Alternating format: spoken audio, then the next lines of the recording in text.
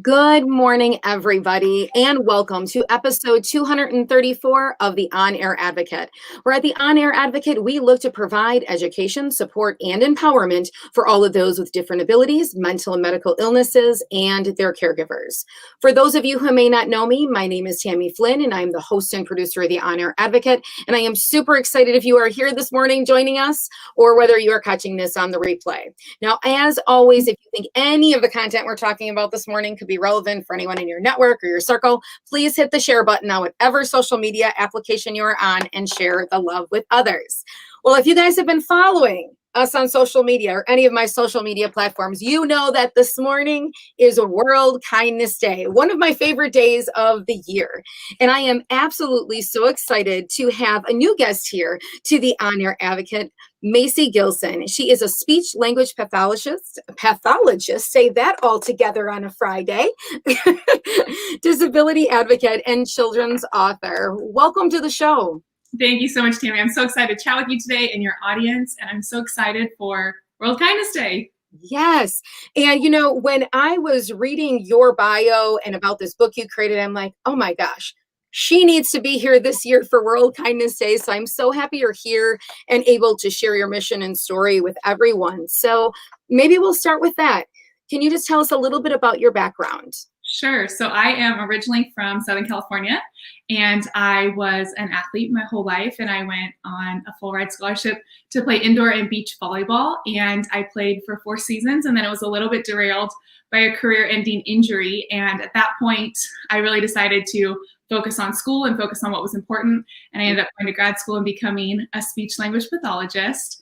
And I've been practicing for a few years now, and kind of my entire course started with my career and with speech language pathology, but it has definitely taken a new path in the last year or so, and including obviously becoming involved in the disability community and my most recent title of being an author. That is so awesome, and a journey to get there. So, you know, when I was reading about your mission, I wanted you to share kind of your mission of, you know, Macy Gilson company with everybody. So, you know, over that last year, what have you formulated your business's mission to be? So for me, I am still practicing speech language pathologist. I see kids every day. And I've worked in schools, and I've worked in private practice, and I've worked in rehabilitation centers. And something I've learned, especially in pediatrics, which is where I currently am and which is where my passion lies, is when parents come in, always we ask, you know, what do you want for your child? And often it's, you know, I want to improve their speech skills or their language skills. But what's common throughout all of them is that they all, at the end of the day, want the same things. They want their child to be included. They want their child to be valued. They want their child to be able to communicate with the rest of the world. And so fortunately for me, I realized early on in my practicing years that that is a bigger desire than the desire to have better speech and language skills. And I can even say confidently as a speech language pathologist, if a parent comes to me and they say, you know, my child's having trouble forming grammatically correct sentences, or my child's having trouble with their R sound, I can fix those things, but that doesn't matter if that child's going to go on the playground and nobody's going to talk to them. And it doesn't matter if that child can say an R if nobody invites them to their birthday party. And so that's kind of where I took a step back and realized, like, there's a lot more going on here than just speech and language. And I think it's a phenomenal field, and I'm proud to be a speech language pathologist, but I'm also very grateful that I realized the bigger desire outside of speech and language. And so that's kind of where I got my start and took a step back and realized, like, what can I do? How can I broaden my circle and really make the difference that I see is needed? Yes. And then, you know, this book, I was looking at it. It's so cute. So you guys got to go check it out. You just launched that book. The release of it was in July. So during the pandemic, right? Yeah, not the most ideal time, certainly. I wrote the book last fall, started working with an illustrator actually right at the beginning of the year before the pandemic. And to this day, I've never met my illustrator in person. We live in the same city and have never met each other.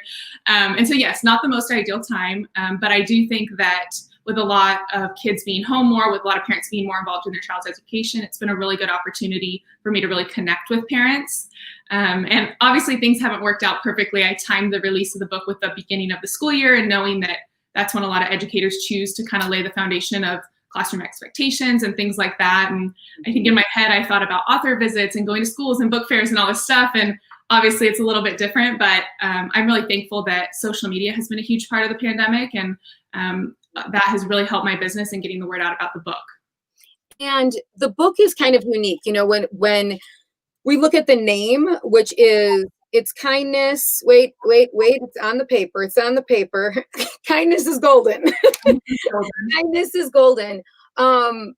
It doesn't exactly tell us, because the book is pretty unique in the sense of why you're writing this series. And I know that you stated in your stuff that you do want this to be a series, not just a one and done type of a book. And so what is the goal of the series and the content kind of inside of the book as to why educators and everything would want to be utilizing it?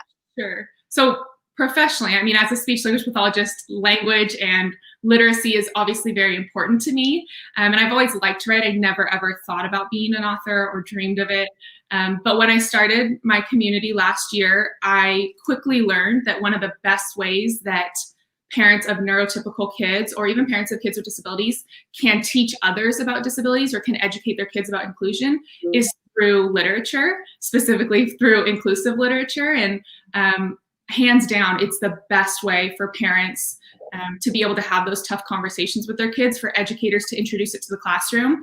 And so in my quest for more inclusive literature, I realized that first of all, there will never be enough inclusive literature in the world, but there certainly isn't today. And so that's kind of what got my head spinning on, if I keep telling people that inclusive literature is so important, but there isn't very much inclusive literature, then I'm not really doing anybody a service. So that's when I really kind of dove into the idea of writing an inclusive series. And that's kind of my hope for the future, is that number one, more people will write inclusive books, but then number two, that classrooms and homes and libraries will be filled with characters with disabilities that kids might not see in their classroom, and they might not see in their community, and really give them an opportunity to ask their teacher questions, to ask their parents questions. And so for me, I wrote a book that is intentionally vague about disabilities. I never mentioned specifically in the book, this is Henry, he's in a wheelchair because he has cerebral palsy, or this is Oliver, he wears cochlear implants because he's deaf. Or I never specifically state anything like that, because it's my hope and my intention that kids will ask questions in the way that only kids do, and ask something like, well, why does her arm stop at her elbow? Or why is he in a wheelchair? Stuff like that. And then parents, the door's open now for parents to say, well, let's talk about that. Do we know anybody that's in a wheelchair? Have you ever seen so-and-so at school? It looks like they use something to help them hear better. And to be able to really kind of make a personal connection to it. And so that's kind of my hope for the rest of the series. And my book follows a classroom of kids. Half of the kids are neurotypical, half of the kids have disabilities, but they're all in the same class. They all eat lunch together. They all go on field trips together. And so not only is it a model of inclusion as far as the kids, but also as far as how I hope for school settings to be more inclusive. And as the series go on, is it going to still be that same group of kids in the classroom? Like, yeah. If more graduate per book, will just be a different, No, it's going to follow the same kids. They actually go to Golden Elementary School. And my thought is that they kind of set, the gold standard for how inclusion should be modeled. And there are hopefully kids that teachers can point to and say, like, this is what we want our school to look like. Or parents can say, this is what I want you to act like when you're at school and you're with people that are different. So yes, it will feature the same classroom of kids. Obviously, they'll get older and new kids might come to school. Some kids might leave school, but it'll be the same group. Oh my gosh, that is so fun. I love it. This year, one of our other community members here at the On Air Advocate, Rosie, she has a foundation called Coming Up Rosie's. She did one with her hair went on vacation. So she has alopecia. But showing, and when she was little, her mom used to tell her that her hair went on vacation, and her hair went to Paris, and it went to Disney World, and it went all these places. But that book too, the same as you're saying, there's such a need for that to start conversations. Shy away from that, thinking like, oh my gosh, I'm so uncomfortable. My kid just said in the grocery store out loud, and everybody heard it, and now I don't know what to say, and that mom is feeling uncomfortable, and so I'm just going to ignore it. I'm going to make my child be as quiet as I can, as quickly as I can, and we'll talk about it when we get home. And I think that is the biggest disservice that we can do to our kids. And growing up, we all were taught, don't stare, don't stare, don't stare. But if you, Tammy, are taught that and I'm taught that and my husband and my friends, nobody's going to say hi to somebody that's different. And so we're just going to perpetuate this horrible cycle. And so I want to be a generation that teaches our kids to say hi instead of to stop saying, or to ask a question or to introduce yourself, because that's really where the change is going to start. And obviously our kids do what we do. And so if we can't model that, number one, ourselves, and then number two, teach it to our kids, we're never going to see the changes that we want. Yes. And as we've talked about so much on this show, when we educate people, and they get that information and you're able to share that, especially with kids, and you explain it, it just dissolves all of those other mysterious questions, which sometimes lead to bullying, which sometimes lead to teasing. When we open the door to say, well, you can ask a question and let me explain it to you, so I just love it. Do you have, as this being World Kindness Day, any thoughts for parents, educators, or just individuals out there for them to, easy ways to spread kindness every day, for, embracing, individuals' differences, helping their kids through that process? Do you have maybe a tip or two for us that you can share? Sure. So I think, as I said before, inclusive literature as far as educating kids is hands down the best way to go. I also think it's really important to look at yourself first as an adult. Do you know how you respond when you're in that situation? Do you ignore somebody that, is wheeling by you in Target, or do you look them in the eye like you would any other person that you walk by? And I think really examining yourself and kind of where you lie with your beliefs on differences. Are you uncomfortable? Are you comfortable? Because if you aren't comfortable yourself, you certainly can't expect your 5-year-old to be comfortable. And so I think, number one, if you're an adult, you need to figure out for yourself first where you lie on how educated you are. If you're not educated, the beauty of 2020 is that we have social media, and you can follow people that are disabled, and you can follow people that are parents of kids with disabilities, and you can diversify your feed and learn a lot from people just online, especially if you don't have somebody maybe at your church or at your school that has a disability and you feel comfortable talking with them about it. So I think that's a really good idea. And then obviously, as far as kids go and parenting goes, I think highlighting similarities is really important, because so often we talk about differences, which I will be the first to say, I want your kids to ask questions. I hope they ask questions.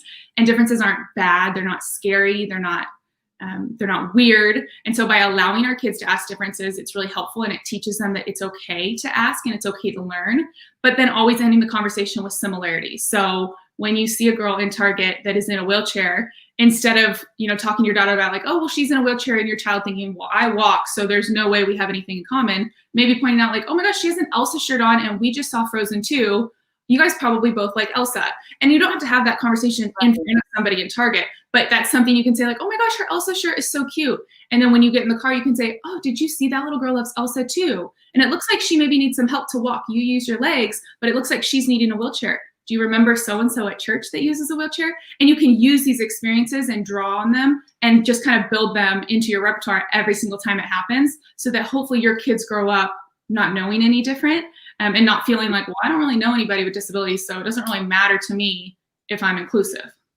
Right. I love it, Macy. You're doing so many wonderful things out there. You're truly making a difference in all that you are doing. I would love for you to share how our audience can get a hold of you. What is the best way to find you, contact you, get you to respond back, whether that be email, websites? Sure. Can you share that with us? Yeah, so I am on Instagram, Facebook, Pinterest, links to a lot of my content on my website, but everything is at Macy Gilson, Macy just like the store, M-A-C-Y, and then Gilson, G-I-L-S-O-N. I also have a website, macygilson.com, and a small shop on my website with disability-related products and gifts for people who maybe had a baby with disability or have a disability themselves. I think there's a need for that in the disability community.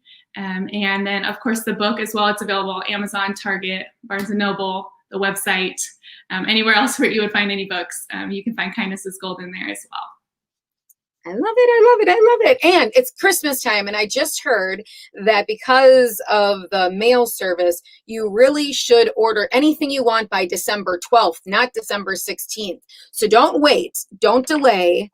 Order something if you're going to. Absolutely. I've learned that just as a small shop owner with like shipping rates now. All of a sudden, it's like we hit November and the shipping rates have now doubled because, of course, everybody's sending everything. Yes, yes. So that is definitely going to be something interesting. I'm sending prayers to all of our postal workers because they said it's supposed to like triple the amount that they usually do, and them all trying to get it to everyone before the actual holiday. But Macy, I thank you for being here this morning and celebrating with us for World Kindness Day. As I always say, like kindness is free. It's contagious. Your smile is contagious. Spread love, spread joy with others, and really get out there and make a difference in whatever way that you can. So with that, thanks again for being on the show. If you want any more information, you can head on over to onairadvocate.com, and all of our information is right there. Or if you're on Facebook, to the top of this page, hit the blue button. That will let you into our Facebook community. So with that, thanks so much, guys. I mean, thanks so much, Macy. I feel like Friday the 13th or something, right? Exactly. All right. Thank you for being here. Bye-bye.